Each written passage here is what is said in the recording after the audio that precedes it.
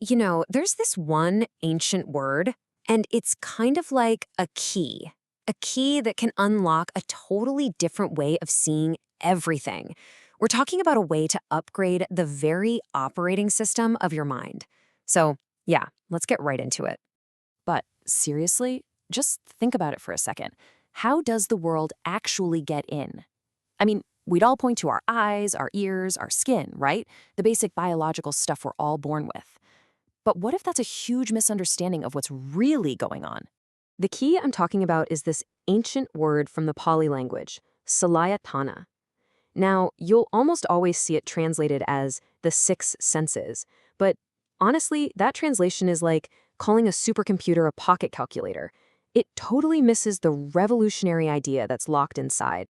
When we hear the word senses, our minds immediately go to biology, to anatomy. We picture the physical eyeball, the little bones in our ears, the taste buds on our tongue. We just see them as passive pieces of our body, lumps of flesh that just work. But here's the twist. What if we've been looking at this completely backwards? What if they aren't just things, but active, dynamic fields? Not just bits of hardware, but entire systems that are constantly processing the raw data of reality.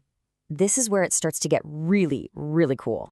To really get this, we have to become like linguistic detectives for a minute. The true, mind-blowing meaning of Saḻāyatana isn't right there on the surface. Nope, it's actually encoded in its three separate parts.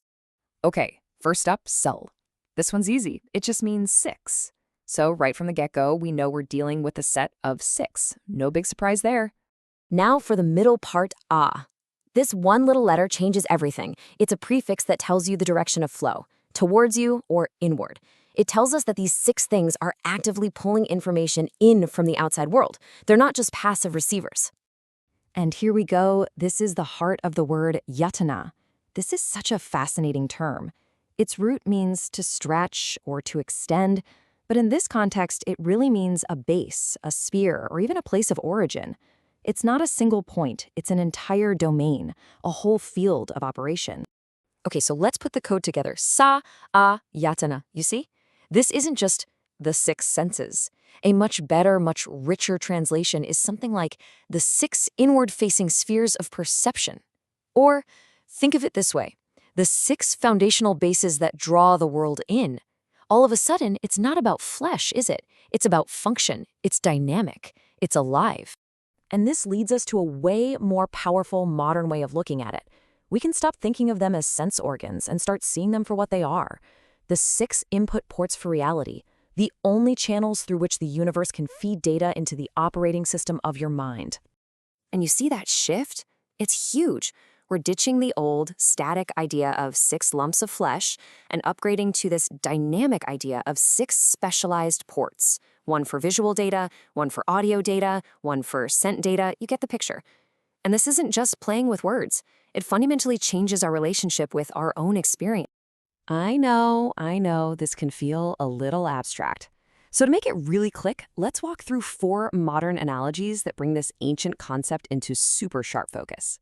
First up, your smartphone. Think about it. It's got a USB-C port, a camera lens, a microphone, a Wi-Fi antenna. You can't charge your phone through the camera, right? And you can't take a picture with the microphone. Each port, each ayatana, is a specialized terminal built for one specific kind of data. It's exactly the same with us. Okay, analogy number 2. Picture yourself as a security guard stuck in a windowless control room. Your entire understanding of the world outside comes from just 6 monitors on your desk.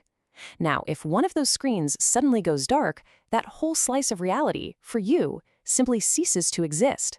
Your entire world is built exclusively from the data on those 6 screens. And this leads to a pretty mind-bending conclusion. That vast objective universe we all assume we're experiencing, well, we're not. What we call reality is simply the sum total of the signals being fed through our 6 very limited, very specialized terminals. That's it. Let's dive into our third analogy, a submarine, deep in the ocean. It's totally blind down there. It has to navigate the darkness entirely by interpreting signals from its instruments, sonar pings, pressure gauges, that kind of thing. The sub isn't seeing a shipwreck, it's interpreting a signal that represents a shipwreck. So here's the critical question. What happens if those instruments are feeding you bad data? What if the sonar is glitchy? The original text actually had a word for this, avidya. It's often translated as ignorance, but it's really more like a fundamental distortion in the signal.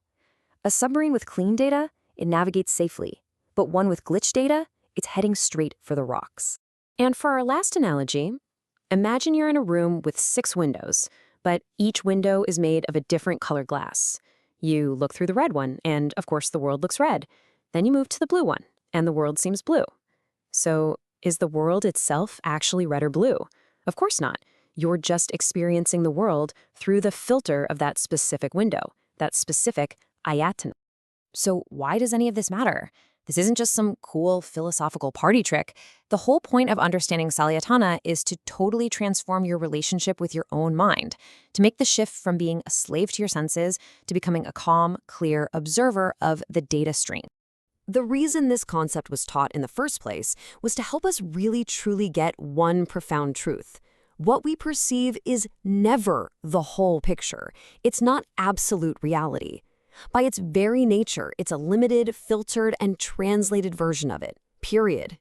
This insight creates this amazing 3-step path to mental freedom. We all start at the default setting, right? What I see and feel is 100% real and correct. Then we apply the analysis.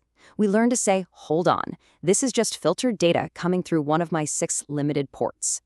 And that is what leads to liberation, to realizing I am the one observing this data. I don't have to be controlled by it.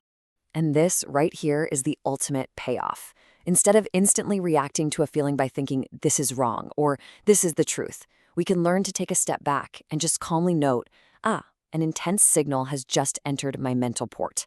And in that tiny little gap between the signal and our reaction, that's where we find freedom. That's where we find peace. Which leaves us all with one final big question. If everything you have ever experienced, every sight, every sound, every single joy and every sorrow, is just data flowing through these 6 ports, then who or what is the one sitting in the control room watching it all?